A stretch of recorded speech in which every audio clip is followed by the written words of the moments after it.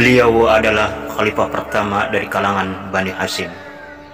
Ayahnya adalah Abu Thalib bin Abdul Muttalib bin Abdul Manaf, dan ibunya bernama Fatimah binti As'ad bin Hashim bin Abdul Manaf.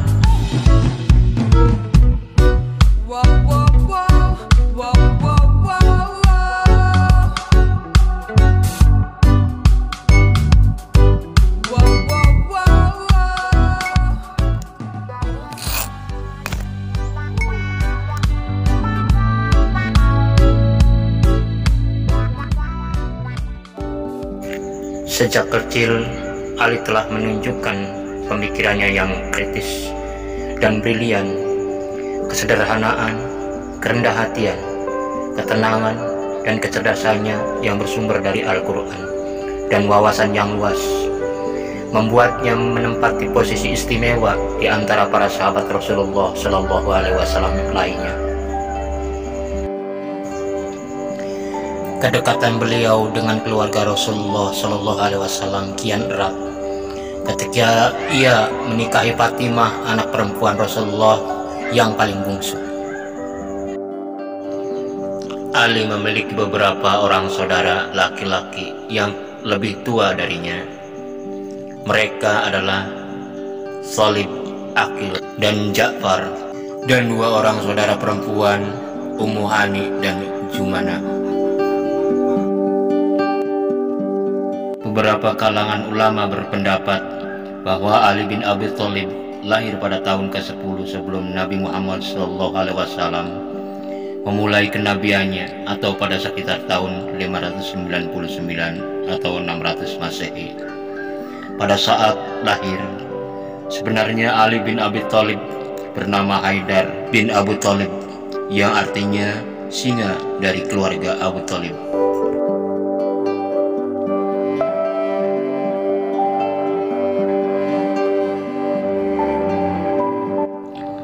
Namun Rasulullah SAW tidak begitu menyukai nama tersebut, dan beliau SAW memanggilnya dengan nama Ali, yang memiliki arti yang tinggi derajatnya di sisi Allah Subhanahu wa Ta'ala.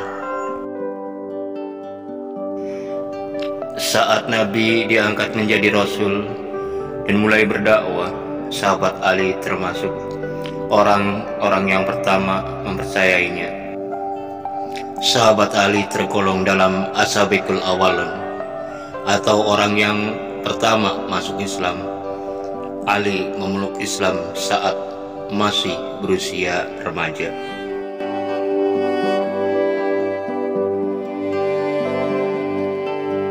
Dari segi agama, Ali bin Abi Thalib adalah seorang ahli agama yang faqih, di samping ahli sastra yang terkenal, antara lain lewat bukunya Nahjul Balaghah.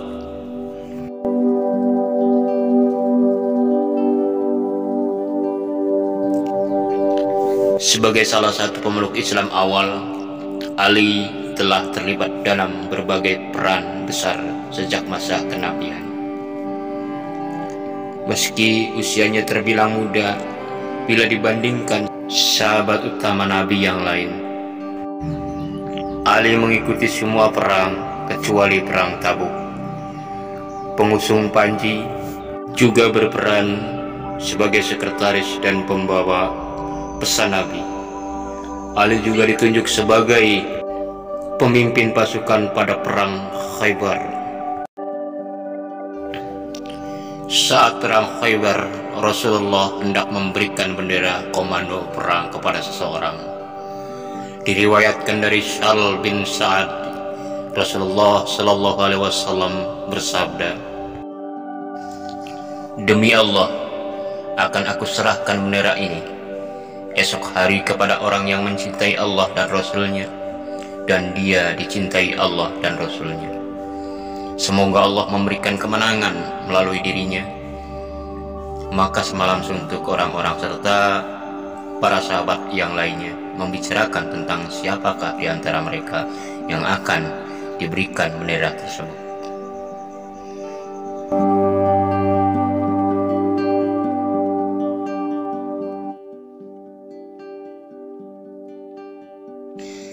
Saat itu Rasulullah Shallallahu Alaihi Wasallam bertanya kepada sahabat yang lainnya, "Di manakah Ali bin Abi Thalib?" Dijawab oleh sahabat yang lainnya, "Ali kedua matanya sedang sakit ya Rasulullah." Maka Rasulullah memerintahkan, "Panggil dan bawa dia dan bawa kemari."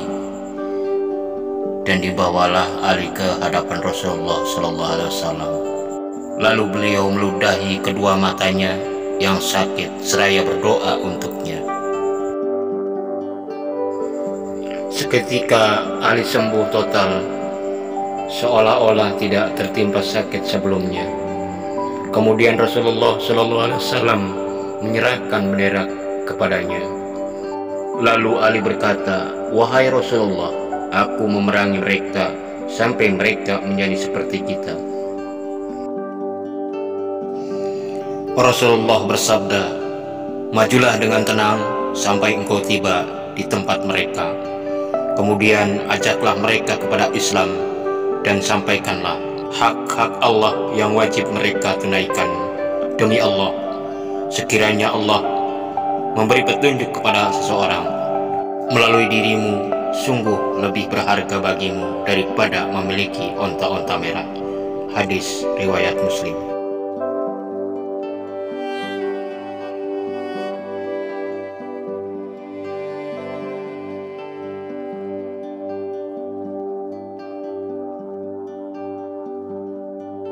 Di sisi lain, dalam sudut pandang Sunni, Ali bersama tiga pendahulunya digolongkan sebagai Khulafaur Rasyidin.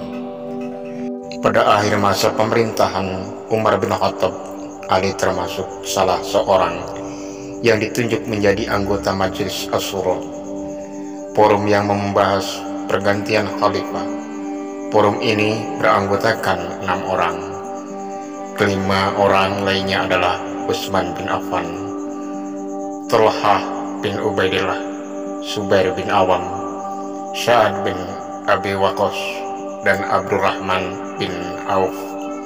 Hasil musyawarah menentukan Utsman bin Affan sebagai khalifah pengganti Umar bin Khattab. Pada masa pemerintahan Utsman bin Affan, Ali banyak mengkritik kebijaksanaannya yang dinilai terlalu memperhatikan kepentingan keluarganya. Ali menasihatinya agar bersikap tegas terhadap kaum kerabatnya yang melakukan penyelewengan dengan mengatasnamakan dirinya. Namun nasihat itu tidak diindahkannya. Akibatnya terjadilah peristiwa berdarah yang berakhir dengan terbunuhnya Sayyidina Utsman di tangan para Khawarij atau kaum pemberontak. Kritik Ali terhadap Utsman antara lain menyangkut Ubaidillah bin Umar yang menurut Ali harus dihukum had atau hukuman dalam fikih sehubungan dengan pembunuhan yang dilakukan terhadap Hurmuzan. Utsman juga dinilai keliru ketika tidak melaksanakan hukuman cambuk terhadap Walid bin Uqbah yang kedapatan mabuk. Cara Utsman memberi hukuman kepada Abu Zarrah juga tidak disetujui Ali. Utsman meminta bantuan kepada Ali ketika ia sudah dalam keadaan terdesak akibat protes dan huru-hara yang dilancarkan oleh orang-orang yang tidak setuju kepadanya. Ketika rumah Utsman dikepung oleh kaum pemberontak, Ali memerintahkan kedua putranya Hasan dan Husain untuk melindungi Utsman. Akan tetapi karena pemberontak berjumlah banyak, Utsman tidak dapat diselamatkan. Setelah terbunuhnya Sayyidina Utsman, kaum muslimin meminta kesediaan Ali untuk dibaiat atau janji setia menjadi khalifah. Mereka beranggapan tidak ada lagi orang yang patut menduduki kursi khalifah setelah Utsman kecuali Sayyidina Ali.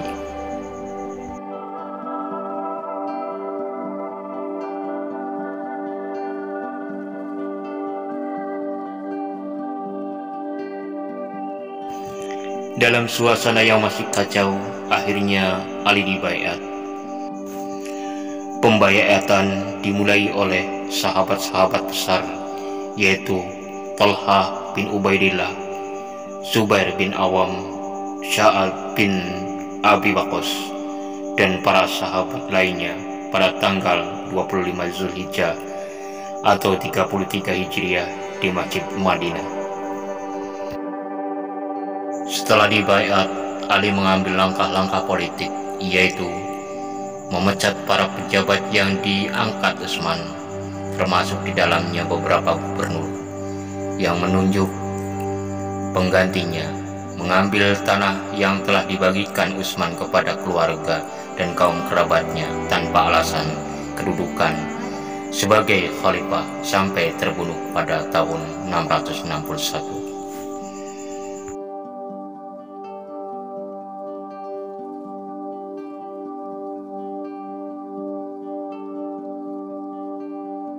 Pemberontakan ketiga datang dari kaum Khawarij, yang semula merupakan bagian dari pasukan Ali dalam menumpas pemberontakan Muawiyah, tetapi kemudian keluar dari barisan Ali karena tidak setuju atas sikap Ali yang menerima tawaran berdamai dari pihak Muawiyah.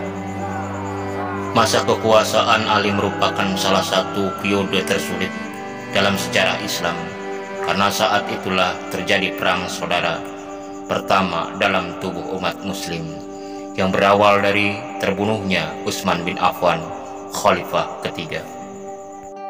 Terlepas dari perbedaan pendapat mengenai status Ali dan hak kepemimpinan atas umat muslim antara Sunni dan Syiah, sepakat mengenai pribadinya yang soleh dan adil.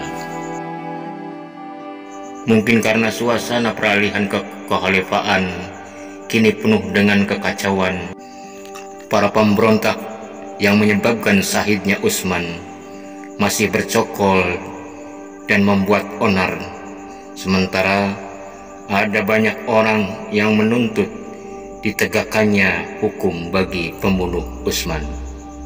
Situasi saat itu membuat Ali sulit untuk memulai penataan pemerintahan baru yang bermasa depan cerah. Usahanya membuat penyegaran dalam pemerintahan dengan memberhentikan seluruh gubernur yang pernah diangkat Utsman, malah memicu konflik dengan Muawiyah. Di sisi lain, muncul konflik antara Ali dan beberapa orang sahabat dikomandani oleh Aisyah Ummul Mukminin. Puncak konflik ini menyebabkan meletusnya Perang Jamal atau Perang Unta. Dinamakan demikian karena Aisyah mengendarai unta. Talha bin Ubaidillah dan Zubair bin Awam yang berada di pihak Aisyah gugur, sedangkan Aisyah tertawan. Pertentangan politik antara Ali dan Muawiyah mengakibatkan pecahnya Perang Siffin pada 37 Hijriah. Pasukan Ali yang berjumlah sekitar 95.000 orang melawan 85.000 orang pasukan Muawiyah. Ketika peperangan hampir berakhir, pasukan Ali berhasil mendesak pasukan Muawiyah. Namun sebelum peperangan dimenangkan, muncul Amr bin As mengangkat mushaf Al-Quran menyatakan damai. Terpaksa Ali memerintahkan pasukannya untuk menghentikan peperangan, dan terjadilah gencatan senjata akibat kebijakan Ali itu. Pasukan pecah menjadi 3 bagian.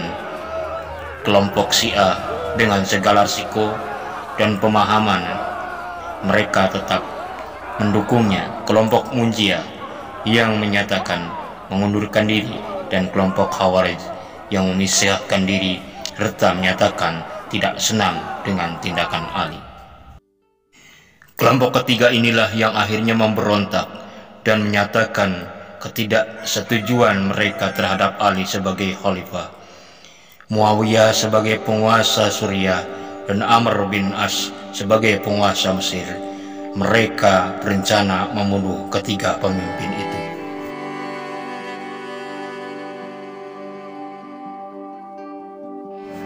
Untuk mewujudkan rencana tersebut, mereka menyuruh Abdurrahman bin Muljam untuk membunuh Ali bin Abi Thalib di Kufah. Amr bin Bakar bertugas membunuh Amr bin As di Mesir, dan Hujjaj bin Abdullah ditugaskan membunuh Muawiyah di Damaskus. Hujjaj tidak berhasil membunuh Muawiyah lantaran dijaga ketat oleh pengawal. Sedangkan Amr bin Bakar tanpa sengaja membunuh Kharijah bin Habitat yang dikiranya Amir bin As. Saat itu Amir bin As sedang sakit, sehingga yang menggantikan sebagai imam salat adalah Kharijah. Akibat perbuatannya, Kharijah pun dibunuhnya. Sedangkan Abdurrahman bin Muljam berhasil membunuh Ali yang saat itu tengah menuju masjid. Khalifah Ali wafat pada tanggal 19 Ramadan 40 Hijriah dalam usia 63 tahun. Syahidnya Ali bin Abi Thalib menandai berakhirnya era Khulafaur Rasyidin.